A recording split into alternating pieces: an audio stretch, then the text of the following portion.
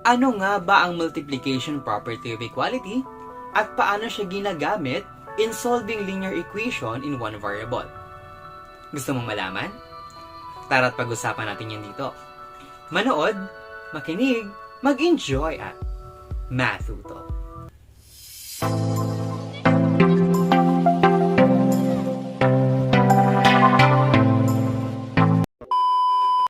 What's up guys? Welcome to my YouTube channel. This is Humor PH. Andito na naman ang pabibo ninyong guro na punong-puno ng humor and willing to give humor. Narito ako para tulungan ka, natulungan ng sarili mong matuto sa pamamagitan ng math pinadali, math pinasaya, at math pina-exciting na mathematics lesson. Now, if you find this video helpful, please wag mo kakalimutan na mag-subscribe and also click the notification bell. And if you did really learn from this, please pakishare din sa inyong friends, sa classmate, sa teacher mo, sa parents, sa ate or kuya who also needs this lesson. Alright? And without further ado, let's get to our discussion. Hi everyone! Welcome sa lesson natin ngayong araw.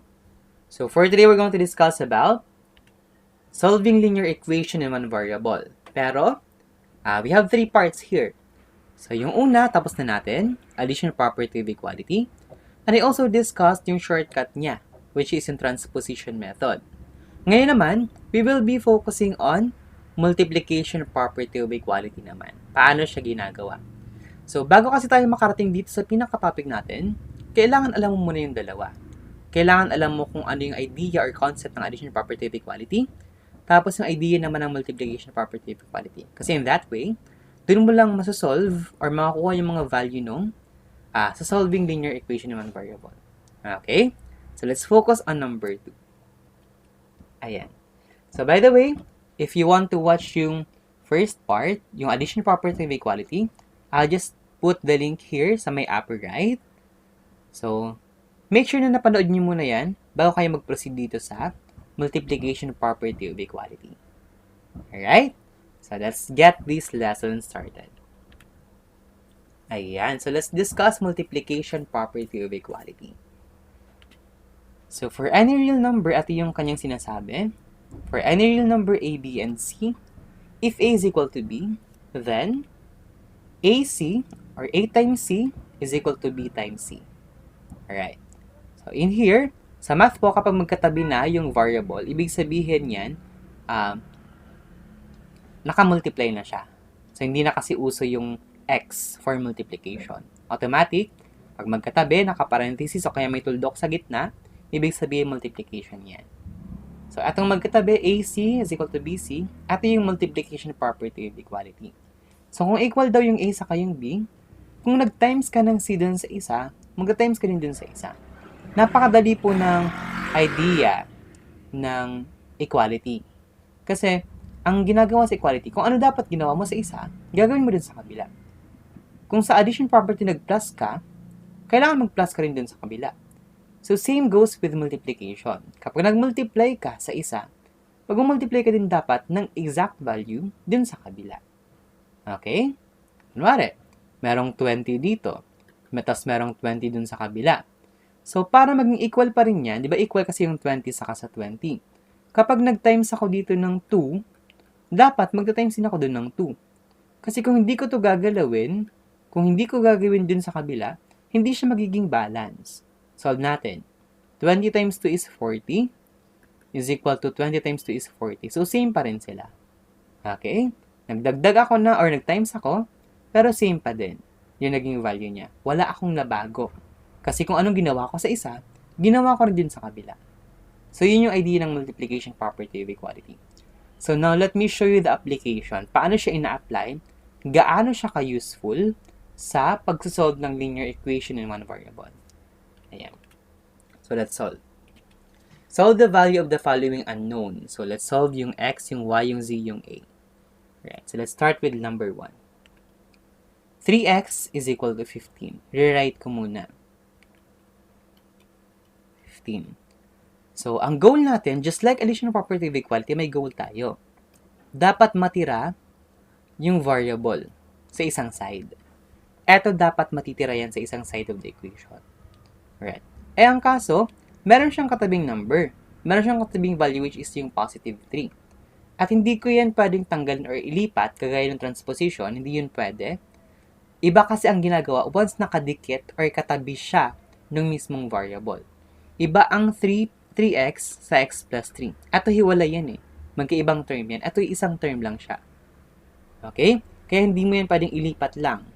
Kung napanood niyo yung transposition, hindi yan pwedeng ilipat lang basta. Ikadikit kasi siya ng x. So, dun entrada si multiplication property of equality. Paano yon? Ayan. So, sa multiplication property of equality, nagta-times tayo. Ayan, eto. So, lagyan natin ng braces, eto. Magta-times tayo ng value para mawala yung number dito. Ang goal natin para mawala siya. Okay? Ito walang problema Kahit ano naman ang gawin mo dyan. Basta, sasabay lang yan sa kung ano gagawin mo dun sa kabila. Okay? Ayan. So, what should we do? Anong gagawin ko? Or what should I multiply para mawala yung 3? Alright, so here's the thing. Remember, atong property na to. So, 3, what should I multiply para maging siyang 1? Kasi ang x may katabi na 1. Okay? Dapat maging 1 na lang yung value nito or katabi niya. So, what should I multiply para maging siyang 1? So, I'm going to multiply 1/3. Okay? Or the reciprocal. Kasi, ganito ang mangyayari niyan 3 times 1, alright, is equal to 3 over 3. Kasi may over 1 din yan kapag whole number. 3 times 1 is equal to 3. 1 times 3 is equal to 3. And 3 divided by 3, the answer is 1. Okay? Let's have 4.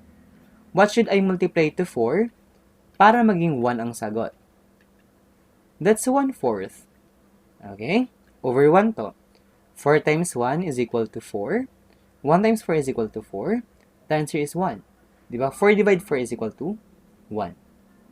So, if you are getting the pattern, tingnan nyo, anong ilalagay ko dito? 1/5. Diba yung value niya na umilalim? Anong tawag doon? It's 5 over 5 is equal to 1. Ang tawag dyan is reciprocal. Okay? We are multiplying it by the reciprocal. Alright? So, para mawala pala yung 3, kailangan ko siyang i-times sa 1/3. 1/3 dyan, 1/3 din sa kabila. Whatever you do sa left, do that sa right. Okay? Dun siya magiging balance. Yun ang idea ng multiplication property of equality. Nag-times ka, pero dapat hindi lang dun sa left. Dapat yun din sa right. Okay? So, ang idea, para nga mawala yung 3, kailangan ko siyang i-times sa 1/3. Okay? Magiging ganito. Ito yung step. Magiging siyang 1/3 times ito, 1/3 times ito. Ganito ang itsura niya. So, 1/3 times 3x is equal to 15 times 1/3. Okay? So, magiging ganito yan. So, yung process na, balikan natin to. Kasi, usually, para mas madali or mas mababa yung ating ita-times, hinahanapan ng GCF itong mga nasa ilalim, itaas sa kaibaba. Titignan muna kung meron GCF. Ato, yung 3 saka yung 3, pwede ko siyang i-divide sa 3. Kaya siya magiging 1 saka 1. Okay? Magiging siyang positive 1 pa din. Eto, pwede siya sa 4, kaya siya magiging 1 saka 1. Pwede rin to sa 5, kaya siya magiging 1 saka 1. So, what's the point? Here, pwede ko siyang gawin, kasi dalawang way ito. Pwede mong i-times ng diretsyo. Sige, gawin ko muna yung i-times ng diretsyo. Then, I'll show you kung paano yung merong GCF na involved. Magiging itong, kasi may over 1 yan, at may over 1 din, automatic. That's automatic. Lahat ng term, lahat ng number, lagi yung may over 1, kung i-multiply mo siya doon sa fraction din. So, magiging yung 3x, kasi numerator by numerator, so 3x. 3 3 times 1, that is 3. Is equal to, eto, 15 times 1, 15. 1 times 3, 3. Ayan. I-divide ko to. 3 divide 3 is 1, kaya siya magiging x na lang, or 1x. Pero since ang goal natin ay 1x or just x, no need for you to write 1. That's automatic. Is equal to 15 divide 3, the answer is 5. Ayan, that is now the final answer. Ayan, so naging x na siya eh. Kapag x na yan, tapos na ang usapan natin. Alright? So that's it. Pero let me show you yung meron naman na GCF. Baka mas gamay nyo yun. Ayan. Sulat natin. So 3x is equal to 15. Ganito siya. Alright, so times tayo ng 1/3. Saan ang galing yung 1/3? Sa reciprocal nung number beside x. Titingnan nyo lang kung ano yung number beside x, tapos i-reciprocal mo siya. So that is 1/3. So ang gagawin natin dito, sige, 1/3 muna, times 3x is equal to 15 times 1/3. Okay? So eto, tatanggalin ko siya kasi may GCF yan. Diba? Ang GCF ng 3 sa kanang 3 ay 3. So, pwede ko siyang i-divide sa 3, magiging 1 yan. I-divide ito sa 3, magiging 1 yan. So, 1 times 1 is 1. 1 times 1 is 1. Magiging siyang 1x. 1 over 1, x is equal to, ito naman. Etong 15 saka 3, meron niyang number na pwede makadivide sa kanila. That is 3. So, 3 divide 3, magiging 1 ito. 15 divide 3, magiging 5 ayan. So, kung ano yung number na makakadivide sa dalawa, i-divide mo pareho. Yun yung GCF na tinatawag. Okay? So, magiging siyang 5 times 1 ngayon. 5 na lang. 5 times 1 is 5. 1 times 1 is 1. Okay. Ang 1 over 1 is 1. Magiging x na lang yan. 5 over 1 is just 5. That is now the final answer. Tandaan ng fraction kapag over 1 na tinatanggal na lang siya. Okay? So, pwede nyong gawin ito or pwede nyong gawin itong diretsyo. So, ang ano lang kasi dito sa diretsyo, kapag mga higher number na. Alright? Kapag dinidiretsyo mo siyang times, tas higher number na ang involved, ang nangyayari dyan, chances are, pwede kang magkamali ng multiply. Kunwari, mga 25 times 36, yung mga ganun na kalalaki. Baka meron ka pang kayang i-reduce. Baka kaya mo siyang i-lowest term pa. So, dun pumapasok itong gantong idea ng GCF. Okay? Pero kung magaling ka naman, kaya mo namang isolve yung mga higher number na ganun, tas mas gamay mo naman itong diretsyong times, tas divide na lang after, then do that. Okay? Ayan. Actually, meron tong shortcut. Okay? So, let me show you the shortcut pa. Alright, so pa tayo. So, 3x is equal to 15. Sa multiplication property of equality, kung mapapansin ninyo, may maririnig kayo na ang ginagawa na lang, na diretsyo, is that, kung ano yung katabi ng x, dinidivide siya diretsyo. Okay? Dinidivide siya sa left saka sa right. Ito yung pinaka-shortcut. Alright? Tinatawag din ito minsan na division property of equality, pero ganun din naman yan. Multiplication lang siya ng reciprocal. Okay? So, eto sa akin, ito yung ginagamit ko na. Kasi gamay ko na rin naman ang multiplication property of equality. Alright? Ito na yung ginagamit ko. Kung ano yung katabi ng x, dinidivide ko na siya doon. Kasi, that is just the same with multiplying 1/3 eh. Magiging ano na lang yan, x is equal to 15. Diretso siya. Okay? Ayan. So, pwede mo siyang gawin din. So, etong idea na yan, galing din yan doon sa 1/3. Okay? Sa pag-multiply ng 1/3. Diba? Nawala lang ito. Nawala lang yung process na yan kasi nagdiretso tayong divide. Alright? Nagdiretso tayong divide na ganyan. Ayan. So, pwede nyong gawin din yan kapag master nyo na ang multiplication property of equality. And I'll show you din naman. Laging ganyan ang gagawin natin later. Ayan. So, that's for number 1. At yung sagot sa number 1 natin. X is equal to 5. So, kapag nag-times pala ako ng 5 dito, 3 times 5, the answer is 15. Yun ang checking.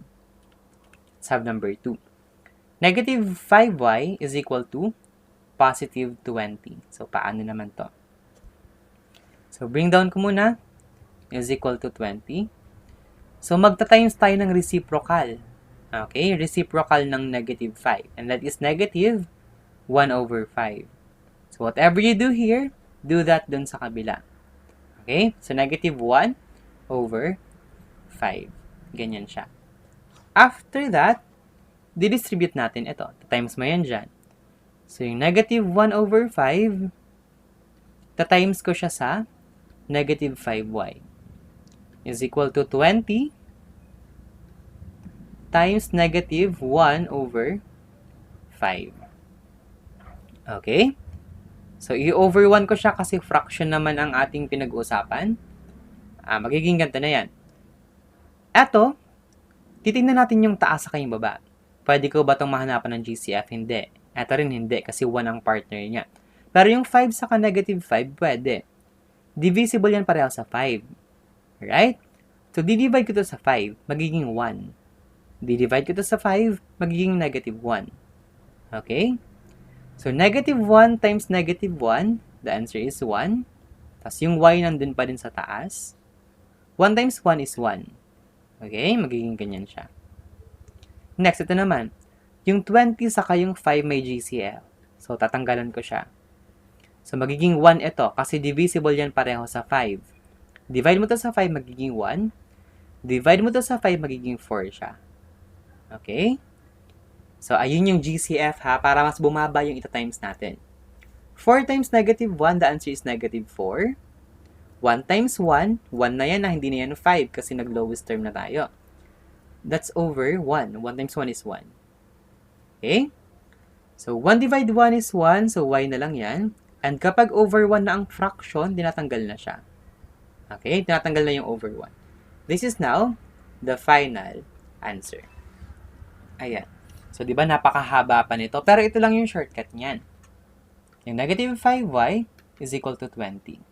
Whatever the number beside y, siya yung divisor natin. So, divide ito sa negative 5. Divide ito sa negative 5. O, di ba mas madali? Ayan, divide mo yan kasi makakancel din naman yan. Matatanggal yan kasi nga, negative 5 divided by negative 5, the answer is 1. Diba? When you divide same number, same integer, the answer will always be 1. So, magiging siyang 1y. Ang 1y, y lang din naman yan. That is our goal. Right? Ang goal natin dapat, matira si y. Nagawa na natin kasi na-cancel natin yung negative 5. So, divide mo rin to. 20 divide negative 5, the answer is negative 4. Okay? So, tandaan, when you are dividing opposite sign, the answer would be negative always. Okay, so dinivide ko lang yan. 20 divided by 4. Kaso magka-opposite sign, so negative dapat yung sagot. Okay? So, pwede na kayong mag-shortcut. Basta alam nyo lang kung saan siya nanggaling. That came from multiplication property of equality. Ayan. So, let's have naman ito. Paano kung fraction ng gilid? So, dito, ganito ang gagawin natin. Parang wala pang shortcut ito. Ang may shortcut lang yung integer yung katabi nung value or nung variable. Magiging ganito siya. 1/2 z is equal to 11. So, we are multiplying by the reciprocal. Ano ba ang reciprocal ng 1/2? 2. Okay? That's the reciprocal. Ano ang reciprocal ng 1/3? That's 3. Okay? Kabaliktaran. Aakyat ito, bababa yung 1. 3 over 1 yun eh. 2 over 1 yun eh. Kaya lang, tinatanggal na natin yung over 1, di ba? Kapag fraction. Tapos, naka-over 1 siya. Tinatanggal na natin yan. Okay? So, ibig sabihin, ang 1/2, ang counterpart niya or ang kanyang reciprocal ay 2. So, kapag nag-times ako ng 2 sa kabila, magta-times din ako ng 2 sa kabila. Tandaan yun. Whatever you do sa left, do that sa right. Ganito ang mangyayari. 2 times 1/2 z is equal to 11 times 2. Okay? Times mo rin yan. So, 2, pwede ko itong ma-divide into 2. Diba? 2 divide 2 is 1. May over 1 pa to. 2 divide 2 is 1 din. So, magiging siyang 1 times 1, 1. 1 times 1, 1 din ulit. Tapos yung z sa taas na yan. Is equal to 11 times 2. The answer would be 22. Eh, ang 1 divide 1 is 1 lang. Diba? 1z. 1z is equal to 22. Eh, ang 1 naman, di na nilalagay, diba? So, okay na yan. So, the answer is z is equal to positive 22. Ang goal kasi natin matira lang yung z. And that will only happen kapag nag-times tayo ng something para mawala siya. Alright? So, the answer is 22. Tandaan nga pala ito, kapag fraction, tapos may variable na nasa gilid, automatic to sa taas yan mag-carry over. Okay? Kaya dito tumaas siya. Hindi siya mapupunta sa ilalim. Alright. Last number, sub number 4. Paano kung negative? Ano ba ang reciprocal niyan? Negative din, pero 3/5 na.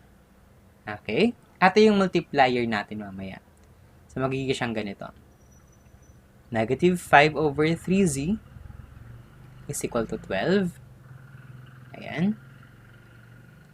So, ito magiging times negative 3 over 5 kasi nga, ayan, negative 3 over 5. Actually, ito pala, kapag nag-times na ako nito, kahit hindi ko na yun isolve, automatic magiging 1 yan. Okay? Automatic, ito, saka ito, magiging z na lang. Alright? Is equal to 12. So, yung 12 andito pa din. Times negative 3 over 5. So, over 1 din ito. So, yung 12 ba saka yung 5 ay pwedeng ma-divide? Hindi. Yung 3 saka yung 5, hindi rin. So, wala tayong magagawa dyan. So, 12 times 3 is negative 36. 1 times 5 is 5. Kaya bang ma-lowest term? Hindi na. So, the answer is this one. Z is equal to negative 36 over 5. O kaya, pwede mo rin namang ilagay sa gitna yung negative. Negative 36 over 5. Ayan. So, make sure ilo-lowest term nyo din. Titingnan mo kung kayang ma-lowest term yung value. Alright? Ato in this case, hindi na. Kapag sinabing lowest term, kaya ko ba na ma-divide yung number na to, saka ito, sa isang number lang? Kung hindi na, final answer na yan. Ganito yung lowest term eh. Mara 4 over 8. Okay? Kaya bang ma-divide yung 4 saka yung 8 sa isang number? Yes. Pwede ko siyang i-divide sa 4 saka divide sa 4. 4 divide 4 is 1. 8 divide 4 is 2. So, 1/2 ang kanyang lowest term. Eh, dito, wala na. Hindi ko na siya kayang i-lowest term. So, ayan na yung sagot natin. Okay? So, balikan ko lang yung 1, 2, 3. Kasi, para pala mas madali sa inyong mag-solve, ganito. Kapag nag-times ako dito ng reciprocal niyan, automatic 1 na yan. Alright? So, magiging automatic siya na 1. Okay. So, that's it. Ayan. So, I guess you are ready with our humor drill. So, let's have these 3 exercises. Okay? So, I'll pause for a while now. And I'll get back to you to give the answer. But if you still need time, feel free to pause the video. Your timer starts.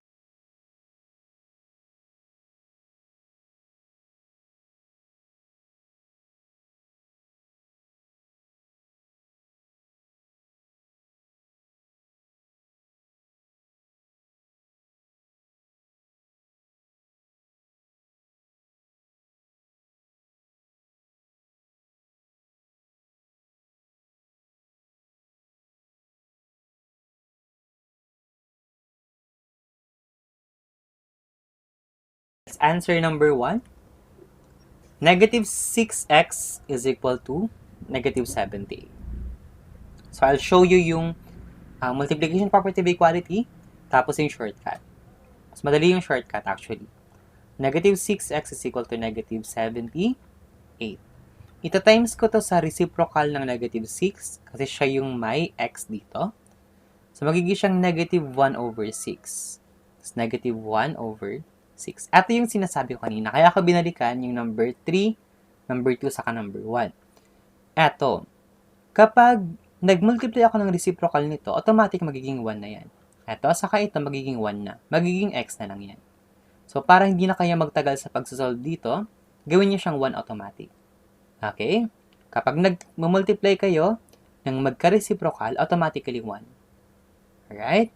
Di wala tayong isasolve dito. Mas madali siya.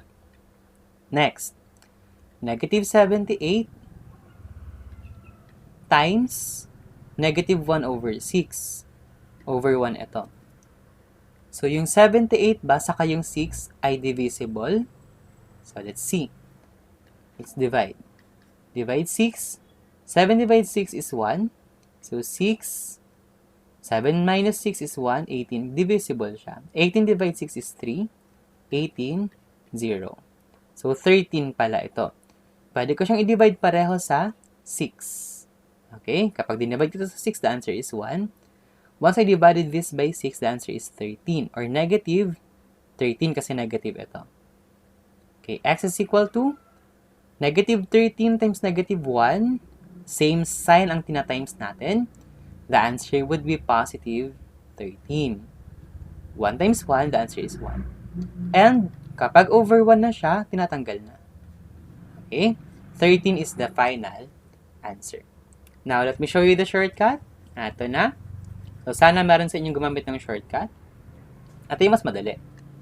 Negative 6x is equal to negative 78. Divide ko lang to sa negative 6. Kung ano yung katabi niya, kung anong katabi ng x, i-divide natin siya doon. Okay? Ganyan siya.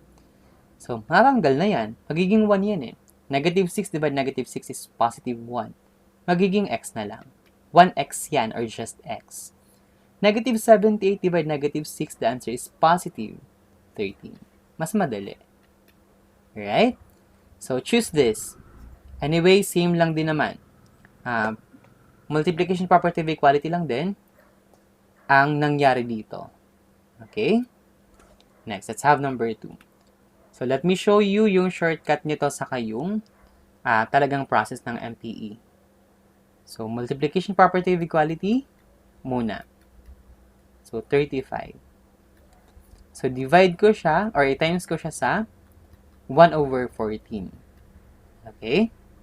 Tapos, once na nag-multiply ako ng reciprocal, eto saka ito magiging 1. Okay? Magiging y na lang. Makatanggal na ito. Kasi magiging 1 lang din yan. Is equal to, so yung 35, ito-times ko siya sa 1 over 14. Kaya ba? Kaya bang ma-divide ang 35 saka 14? Meron bang number that could divide 35 saka 14? Meron. Pareho siyang divisible sa 7. So, divide ko to sa 7, divide ko to sa 7. 35 divide 7, the answer is 5. Tama? 14 divide 7, the answer is 2. Ayan. So, mas madali na kasi mas small na yung number. 5 times 1 is 5. 1 times 2, kasi naging 2 na yung 14, that's 2. Kaya bang ilowest term? Hindi na. Kasi ang 5 saka ang 2 prime number na. Final answer na yan. Alright? That's the final answer. So, no need po ba to make it into mixed number? No need. No need na. Okay? Unless otherwise, your teacher asks you to do it. Kung hiningi ni teacher, then siya ang susunod. Pero, usually hindi na yan hinihingi. Okay? So, ito yung shortcut. 14y is equal to 35. Napakadali nito. Right? So, itong 14, kung anong katabi ng y, siya yung divisor. And whatever you do sa left, gawin mo sa right. So, cancel na to. Magiging y na siya. Kasi 14 divide 14 is 1. No need to write 1. That's automatic 1. Okay, 35 divide 14. Ililowest term ko na lang to. Didivide ko siya sa 7. Didivide ko to sa 7. Okay? So, 35 divide 7 is 5. 14 divide 7 is 2. Ayan. So, hindi kasi siya kayang ma-divide ng diretsyo. So, kaya ini-lowest term lang natin. So, the answer is 5 over 2. Ayan. So, that's how you deal with shortcut. Mas madali siya compare dito sa isa. Pero ito yung process talaga. Ito yung complete process ng multiplication property of equality. It's just that, nabuo na lang din yung mga shortcut. Okay. Last number, 3 over 8z is equal to negative 6. At walang shortcut. Talagang mag-MPE ka. 3 over 8z is equal to negative 6. Walang shortcut kapag fraction yung katabi ng variable. Reciprocal nito, that's 8 over 3. So, 8 over 3 din ang multiplier sa kabila. Alright? Eto, saka ito, since reciprocal yan dalawa, mawawala na yan. Magiging 1 na yan. So, z na lang ang matitira. Pero yung negative 6, ita-times ko pa siya sa 8 over 3. So, tignan natin kung meron pang madi-divide. Taas-baba lang yun na hindi pwedeng taas-taas, baba-baba. Isa sa taas, isa sa baba. Yun ang pwede mong lowest term pa or kuhanan ng GCF. Taas, baba. Ito, pwede yung 6 saka yung 3. So, divisible yan sa 3. 3 divide 3 is 1. Negative 6 divide 3 is negative 2. Okay? So, negative 2 times 8 is negative 16. 1 times 1, that's 1. At kapag over 1 na, tinatanggal na siya. Negative 16. Okay? So, I can't show you any shortcut kasi ito talaga yung pinaka-process niya. Right? So, z is equal to negative 16. I'll repeat here, baka kayo ay nalito. So, ang ginawa lang natin dyan, hinanapan kung may GCF yung taas saka yung baba. Yung negative 6 ay meron saka yung 3. So, divide this by 3, the answer is 1. Divide this by 3, the answer is negative 2. And so, that's how we came up with negative 16. Alright? So, that's our answers for numbers 1 to 3. Let me know how you did with our humor drill and tell me your scores para makongratulate kita. Thank you so much for listening. I hope you've learned a lot today. And I want to see you in the next video. Bye-bye! Thank you so much for watching, guys. I hope you enjoyed and learned a lot today. And if you did, huwag kang aalis na hindi ka nakakapag-subscribe and nakakapag-click ng notification bell. And also, let me remind you again that you deserve more, you can learn more, and you can be more. #HumorPH. Bye-bye! See you in our next video.